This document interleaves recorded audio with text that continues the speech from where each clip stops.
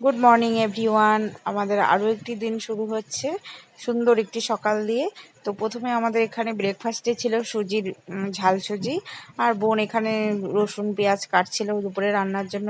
তারপর আমাদের গাছের পেয়ারা নিয়ে চলে এলো, আমার মার হাতের বানানো আম তেল আচার দিয়ে পেয়ারাটা মাখা হবে, ভাজা মশলা আর হচ্ছে জল জিরে দিয়ে সুন্দর করে পেয়ারা মাখা খাবো আজকে। পেয়ারাটা আমাদের গাছেরই পেয়ারা, তো পেয়ারাটা মাখছে বোন, আমরা পরে বসে বসে খাবো সবাই মিলে। তারপরে আমার মা আবার রান্নাঘরে চলে যাবে।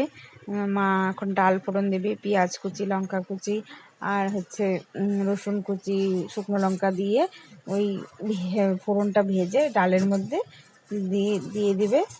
তারপর মা আবার এখানে এসে ডাল বাটবে, আবার বড়া করার জন্য খেসারির ডালের বড়া করবে, তারপরে হচ্ছে আতপ চাল বেটে ওটা দিয়ে আবার মিষ্টি কুমড়োর বড়া করবে।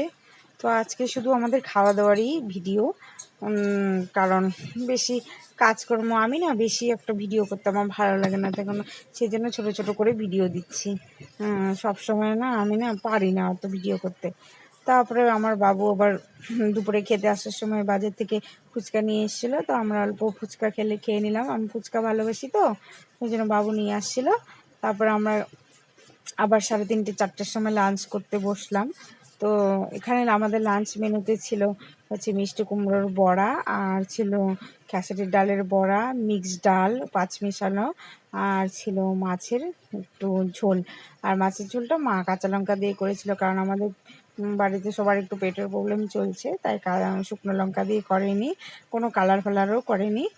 তো খাওয়া দাওয়ার পর মা আবার চলে আসলো। মা আর বোন দুজনে মিলে কাজ করে, তো তো আবার একটু কড়া টড়া গ্যাসের ওই ইসেগুলো বার্নারগুলো ওগুলো পরিষ্কার করছিল। তারপর মা আবার একটু জায়গাটা পরিষ্কার করছিল, কারণ আমরা না মেঝেতে খাই, ডাইনিং টেবিলে আমরা খেতে পছন্দ করি না, মেঝেতে খেতেই ভালোবাসি। সেই জন্য আমার মা একটু জায়গাটা পরিষ্কার করছিল ঝাড়ু দিয়ে, আমি একটু ভিডিও করে নিলাম। আর আমার বাবা এখানে বসেছিল। তো কারা কারা এইভাবে মানে পরিষ্কার করেন ঝাড়ু দিয়ে জল দিয়ে, তো আমার মা করে এইভাবে, কারণ খাওয়া দাওয়ার পর না মা উবু হয়ে আর বসতে পারে না, অসুবিধা হয়। তো সেই জন্য একটু ভুঁড়ি আছে, তো এই জন্য।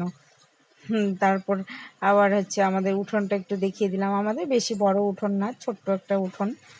তো আমাদের দেখুন এখানে রাস্তা করা হয়েছে, কারণ কি যখন বৃষ্টি হয় আমাদের উঠোনে না জল জমে, সেই কারণে এইভাবে ইট দিয়ে রাস্তা করা হয়েছে। আর আমার বোন বাসন ধুচ্ছে। আজকে এইটুকু।